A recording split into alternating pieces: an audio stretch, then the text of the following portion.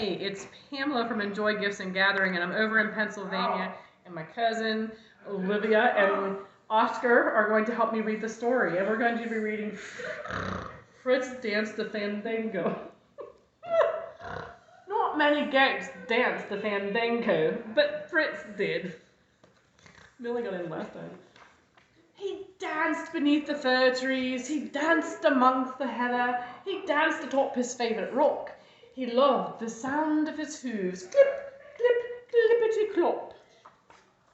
The other goats snickered, they snorted, they laughed their tails off. Their snickers hurt Fritz's ears, their snorts made his hooves feel heavy, like they'd lost their clip and their clop.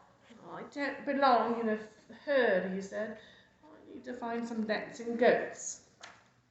Fritz imagined all the clipping, he imagined all the clopping, and he imagined his pick of partners.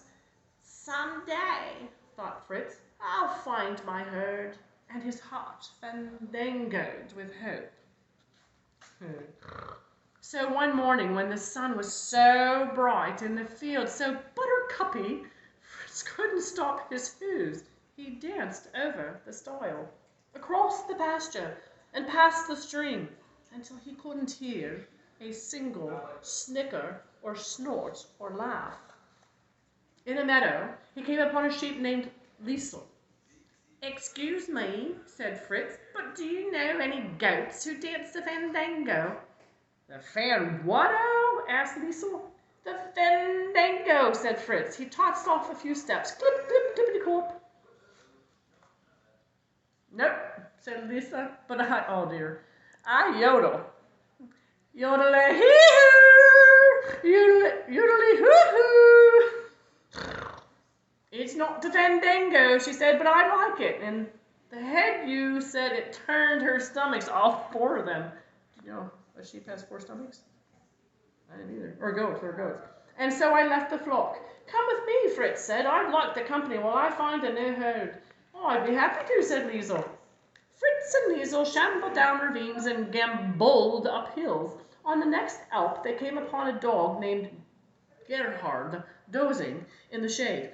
"Pardon," said Fritz, "but do you know any goats who dance the fandango?" "Fan who?" said Gerard.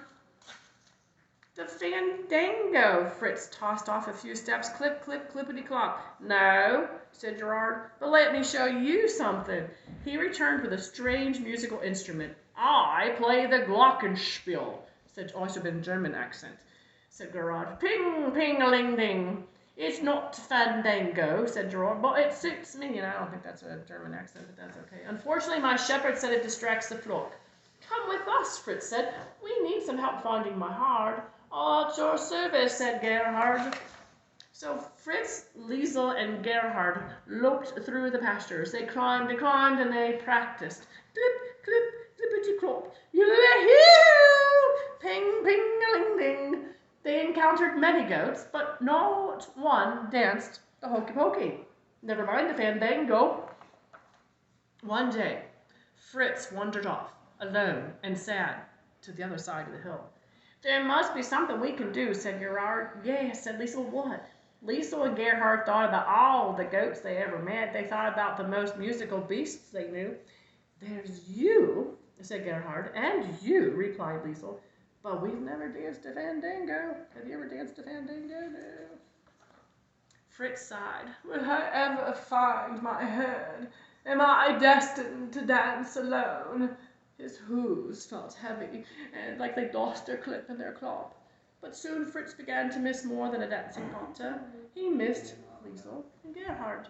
Just then, a sound wafted to Fritz's ears. It was the sound of hooves, dancing hooves. "Could it be?" whispered Fritz. Fritz galloped up the hill. At the top, he found Liesel and Gerhard dancing the fandango. "How did you learn to dance that?" asked Fritz. "We watched you so often," panted Gerhard. "We taught ourselves," finished Liesel. Fritz, Liesel, and Gerhard fandangoed like there was no tomorrow. They clip, clip, clippity-clop. They yodelay-hee.